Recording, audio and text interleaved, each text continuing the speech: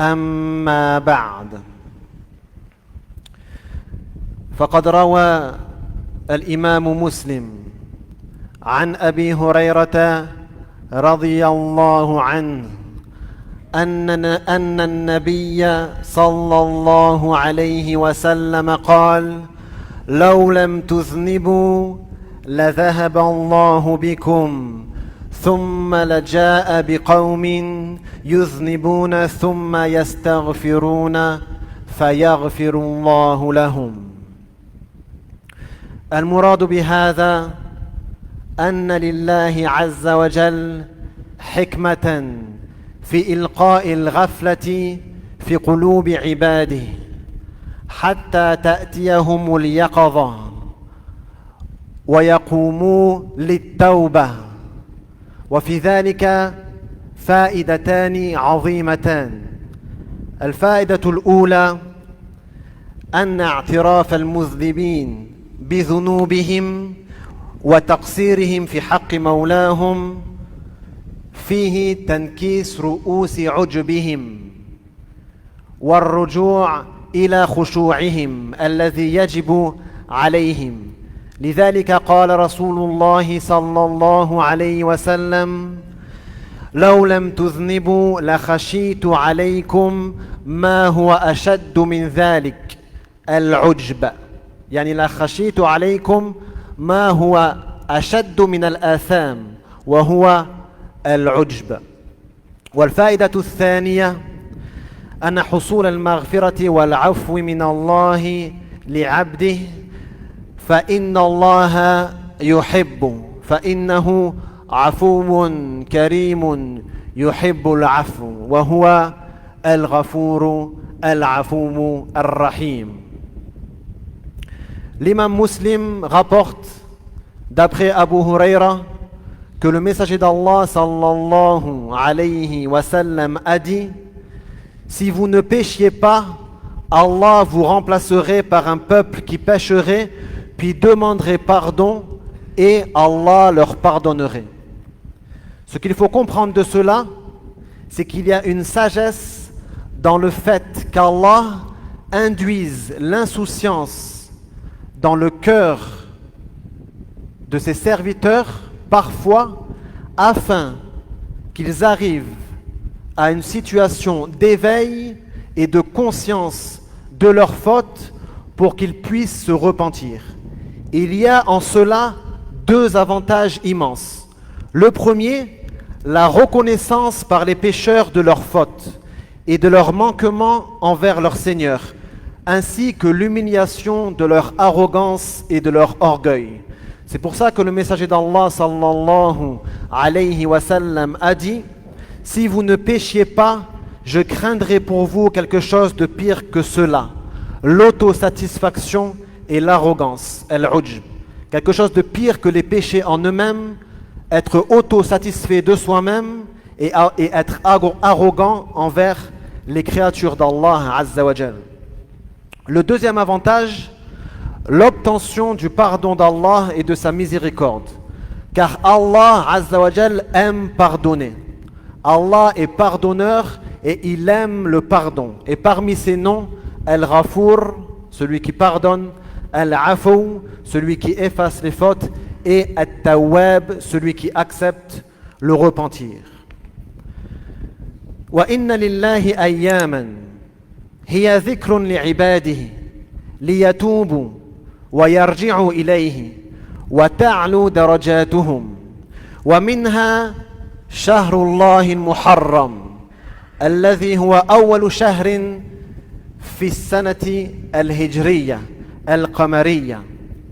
روى الإمام مسلم أيضا عن أبي هريرة أن رسول الله صلى الله عليه وسلم قال: أفضل الصيام بعد شهر رمضان شهر الله الذي تدعونه المحرم، يعني تسمونه المحرم، وأفضل الصلاة بعد الفريضة قيام الليل. هذا الحديث معناه أن أفضل ما يتطوع به من الصيام بعد رمضان صوم شهر الله المحرم، ويحتمل أن معناه أن أفضل شهر يتطوع بصيامه كاملا بعد رمضان هو شهر محرم. ولكن يقال إن رسول الله صلى الله عليه وسلم لم يكن يصوم محرما بأكمله، وكان يفعل ذلك مع شهر شعبان. وقد قال رسول الله صلى الله عليه وسلم: لئن عشت إلى قابل لأصومن التاسع. فكان لا يصوم شهر الله المحرم بأكمله، وإنما كان يصوم عاشوراء وبعض أيامه. ففي الجواب عن ذلك يجب العلم أن الصيام نوعان. النوع الأول التطوع المطلق بالصوم، التطوع المطلق الذي هو غير مقيد بشيء آخر، وهذا أفضل صيامه هو صيام شهر الله المحرم.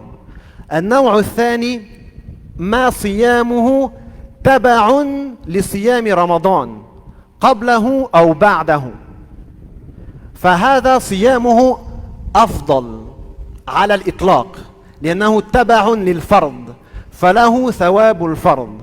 لذلك قالوا: من صام 6 أيام من شوال كان له صيام الدهر فرضا، كانه صام السنة كلها صيام فريضة، وهذا عند أكثر أهل العلم. لذلك قال رسول الله صلى الله عليه وسلم في نفس الحديث بعد ذلك: وأفضل الصلاة بعد المكتوبة قيام الليل. عند جمهور العلماء الصلوات الرواتب التي تأتي مع الفرائض أفضل من قيام الليل، لأنها تلتحق في الثواب بالفريضة، فكذلك الصيام الذي يلتحق بالفريضة له ثواب الفريضة. فمحرم صيامه أفضل الصيام من حيث التطوع المطلق. أما ما يلتحق بغيره وهو صيام ما مع رمضان قبله أو بعده فهو أفضل منه. Allah a créé des jours propices à l'éveil des cœurs et au repentir de ses serviteurs. Parmi ces jours, il y a le mois de Muharram, qui est le premier mois du calendrier hégirien et qui est un mois sacré, un des mois sacrés de l'année. L'imam Muslim rapporte également d'après Abu Huraira que le messager d'Allah sallallahu alayhi wa sallam a dit: le meilleur jeûne après le mois de Ramadan est celui du mois d'Allah que vous appelez Muharram, et la meilleure prière après les obligatoires est la prière nocturne. Donc ce hadith, il est explicite dans le fait que le meilleur jeûne volontaire, c'est-à-dire qui n'est pas obligatoire, qui est surérogatoire, le meilleur jeûne surérogatoire après avoir jeûné le mois de Ramadan est celui de Muharram. Donc cela peut signifier que le meilleur mois à jeûner dans son intégralité après Ramadan, c'est le mois de Muharram.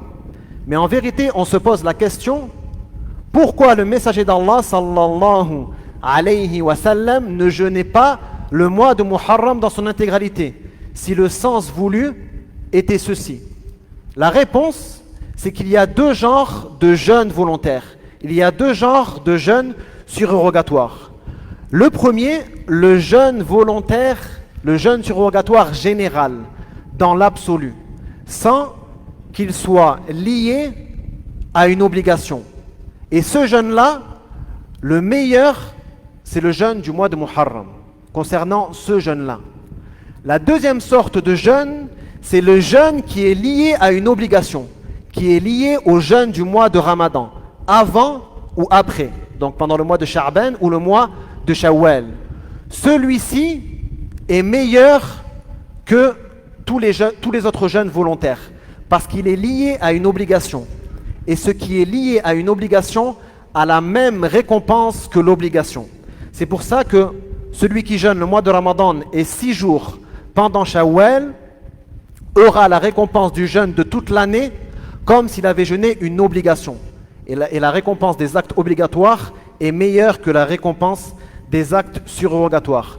C'est pour ça que dans la deuxième partie du hadith que je viens de citer, le messager d'Allah sallallahu alayhi wa sallam a dit: la meilleure prière après les prières obligatoires est la prière nocturne.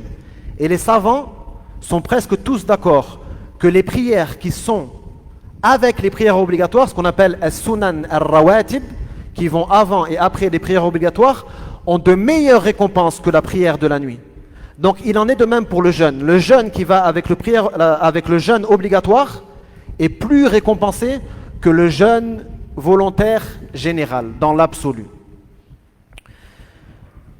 وأي الأشهر الحرم أفضل؟ ذهب أكثر العلماء وبالأخص المتأخرين منهم أنه شهر الله المحرم.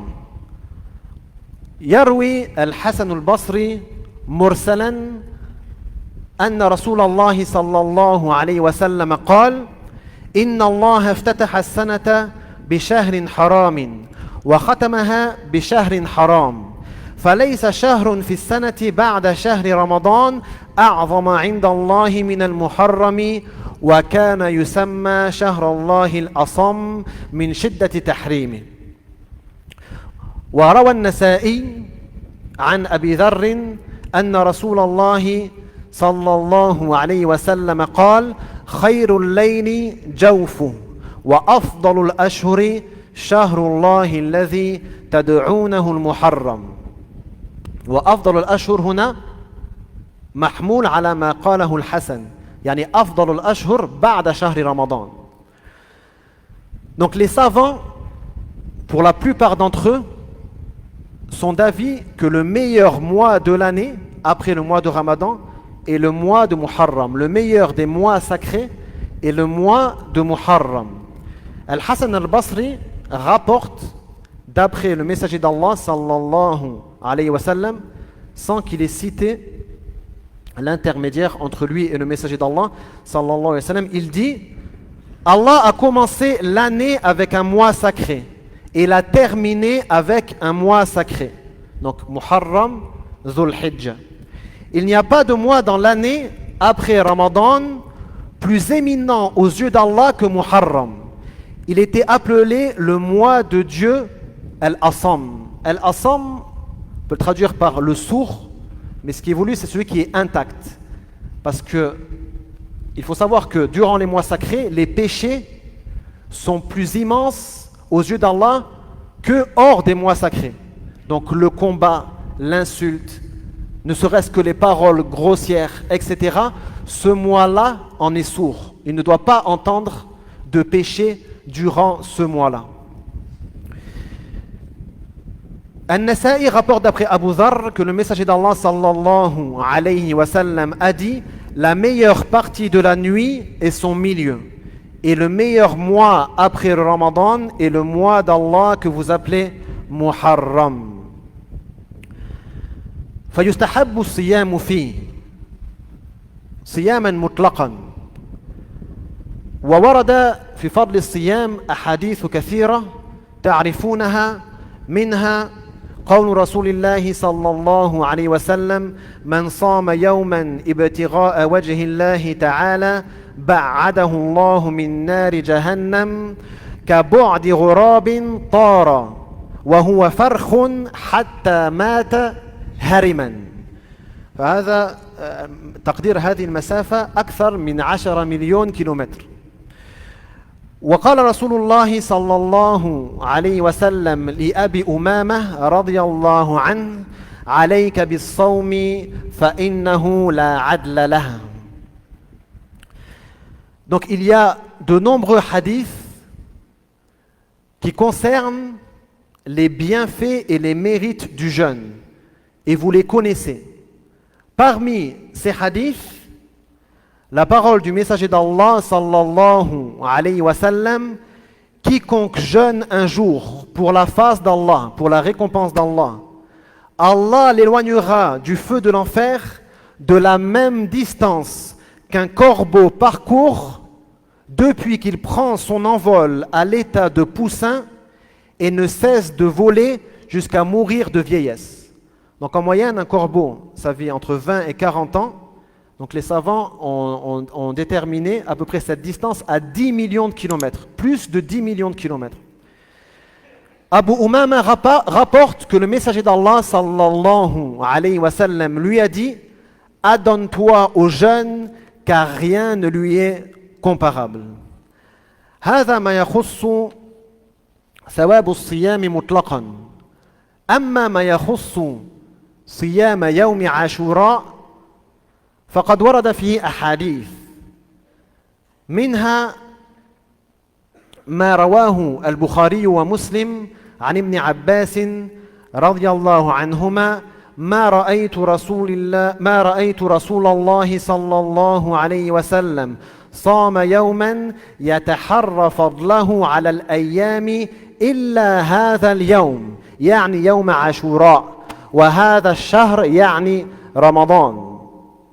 ويوم عاشوراء له فضيلة عظيمة وحرمة قديمة صامه الأنبياء وصامه نوح وموسى وصامه أهل الكتاب وصامه قريش.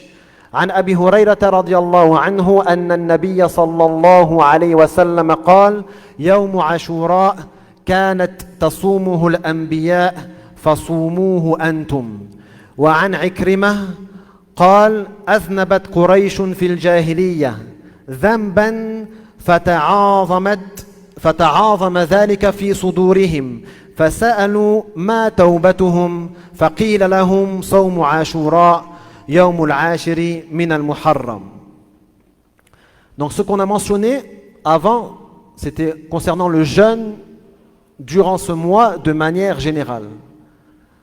En ce qui concerne le jeûne du 10e jour du mois de Muharram, Ashura, le jeûne de Ashura, l'imam al-Bukhari et Muslim rapportent que le messager d'Allah sallallahu alayhi wa sallam a été décrit par Ibn Abbas comme n'ayant jamais jeûné un jour en particulier en recherchant la vertu, excepté ce jour-ci, le jour de Ashura, et qu'il n'a cherché à jeûner un mois dans son intégralité en recherchant sa vertu, sauf ce mois-ci, et il veut dire le mois de Ramadan. Et le jeûne de Ashura est une tradition prophétique ancienne. Les prophètes avant le messager d'Allah sallallahu alayhi wa sallam l'ont jeûné, alayhi mussalatu wassalam. Noé et Moïse l'ont jeûné. Les gens du livre l'ont jeûné. La tribu de Quraysh aussi jeûnait le jour de Ashura. Le messager d'Allah sallallahu alayhi wa sallam a dit: le jour de Ashura, les prophètes le jeûnaient, alors jeûnez-le vous aussi. Et Ikrima rapporte: les Qurashites ont commis un péché durant la Jahiliya et cela les a terriblement préoccupés. Ils ont demandé ce qui pouvait les expier, c'est-à-dire ils ont demandé aux gens du livre ce qui pouvait les expier, et il leur a été dit de jeûner le jour de Ashura, le 10e jour de Muharram. وكان رسول الله صلى الله عليه وسلم يصومه مفردا وتمنى في آخر عمره أن يضم إليه التاسع. فقد ورد في صحيح مسلم أن رسول الله صلى الله عليه وسلم قال: فإذا كان العام المقبل إن شاء الله صمنا اليوم التاسع. فلم يأتي العام المقبل حتى توفي رسول الله صلى الله عليه وسلم. وفي رواية أخرى قال: لئن بقيت إلى قابل لأصومن التاسع مع العاشر. وفي رواية ثالثة عند الطبراني قال: إن عشت إلى قابل صمت التاسع مخافة أن يفوتني عاشوراء.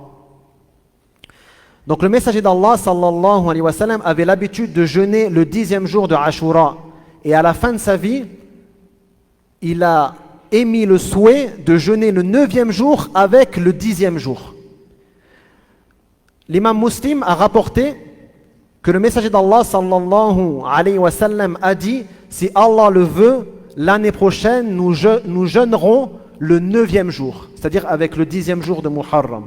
Mais l'année suivante n'arriva pas avant que le messager d'Allah sallallahu alayhi wa sallam ne décède. Dans une autre version, il a dit, si je vis jusqu'à l'année prochaine, je jeûnerai le 9e jour en plus du 10e. Et dans une troisième version que rapporte At-Tabarani, il a dit, si je vis jusqu'à l'année prochaine, je jeûnerai le 9e jour par crainte de manquer le jeûne de Ashura. وفي فضائل هذا الصيام أحاديث أشهرها ما رواه مسلم وصيام يوم عاشوراء أحتسب على الله عز وجل أن يكفر السنة التي قبلها. وكذلك رسول الله صلى الله عليه وسلم قال لرجل إن كنت صائما شهرا بعد رمضان فصوم المحرم فإن فيه يوما تاب الله على قوم ويتوب فيه على آخرين وهذا اليوم هو يوم عاشوراء. وعن أبي موسى أن رسول الله صلى الله عليه وسلم قال هذا يوم تاب الله فيه على قوم فاجعلوه صلاة وصوما. Il y a de nombreux hadiths sur les mérites du jour de Ashura, du jeûne du jour de Ashura. Le plus connu est la parole du messager d'Allah sallallahu alayhi wa sallam rapportée par Muslim. Le jeûne de Ashura, je compte sur le fait qu'Allah par celui-ci, je compte sur le fait qu'Allah efface par celui-ci les péchés de l'année passée. Le messager d'Allah sallallahu alayhi wa sallam a dit également, si tu jeûnes un mois après le Ramadan, alors jeûne le mois de Muharram. Et car il s'y trouve un jour où Allah a pardonné à un peuple et pardonne encore à un autre. Donc c'est le jour de Ashura, un jour de repentir. Et dans un autre hadith rapporté par Abu Moussa, le prophète sallallahu alayhi wa sallam a dit, c'est un jour où Allah a pardonné à un peuple, alors consacre-le à la prière et au jeûne. أقول قولي هذا وأستغفر الله لي ولكم ولجميع المسلمين فاستغفروا الرحيم.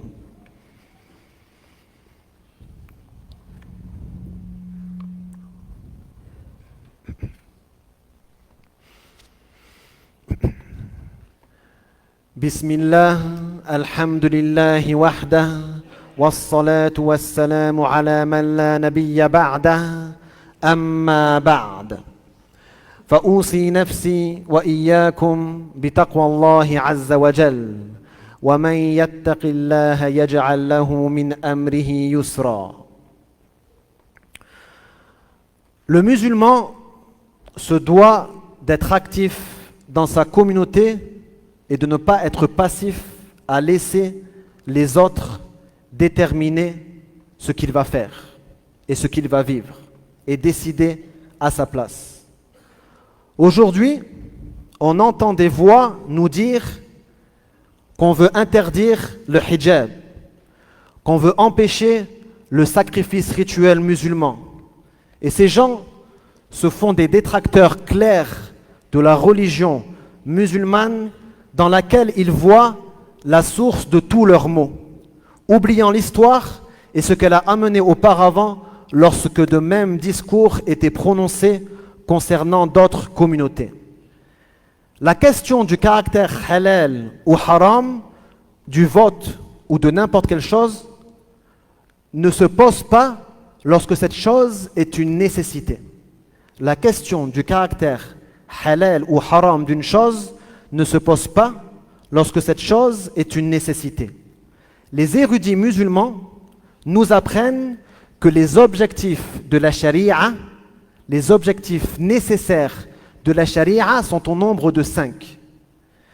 La préservation de la religion, la préservation de la vie et du sang des êtres humains, la préservation de la raison et de l'intellect, celle de l'honneur des personnes et enfin celle de leurs biens matériels.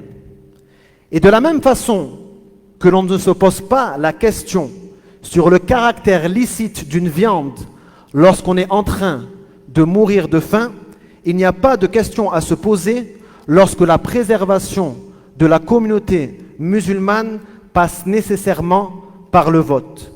Je sais que beaucoup d'entre vous ne seront pas convaincus par ce que je dis et préféreront s'exiler dans des terres plus accueillantes. Mais ils ne doivent pas oublier ce qu'Allah a appelé al-mustad'afin, les plus faibles, ceux qui n'ont pu émigrer à la Mecque où ils étaient opprimés lorsque le messager d'Allah sallallahu alayhi wa sallam a reçu l'ordre d'émigrer. Allah a dit à leur sujet فَأُولَٰئِكَ عَسَى اللَّهُ أَن يَعْفُوَ عَنْهُمْ. Ceux-là, Allah leur pardonnera. Allah Azza wa Jal ne considère pas le fait de rester dans ce pays opprimé et de ne pas s'exiler comme un péché. Allah leur pardonnera. Donc même si vous avez l'intention de vous exiler dans des terres plus accueillantes, n'oubliez pas al-mustad'afin, n'oubliez pas les plus jeunes et les plus faibles et agissez et faites votre devoir pour eux en repoussant ce qui amènerait des nuisances qui seraient peut-être irrattrapables pour notre communauté. Barakallahu fikum. As'alullah azza wa jal bi asma'ihi al-husna wa sifatihi al-ulya an yaj'alana salihin muslihin. Allahumma aslihna.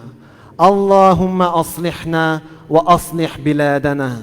اللهم اجعلنا صالحين مصلحين اللهم اهدنا واهد بنا يا رب العالمين اللهم يا مقلب القلوب ثبت قلوبنا على دينك يا مصرف القلوب صرف قلوبنا إلى طاعتك اللهم نج إخواننا وأخواتنا في فلسطين اللهم نجهم من عدوان الظالمين اللهم أطعمهم واسقهم وانصرهم يا رب العالمين وارحم موتاهم واشف مرضاهم وداو جرحاهم وتقبل شهداءهم اللهم آتنا في الدنيا حسنة وفي الآخرة حسنة وقنا عذاب النار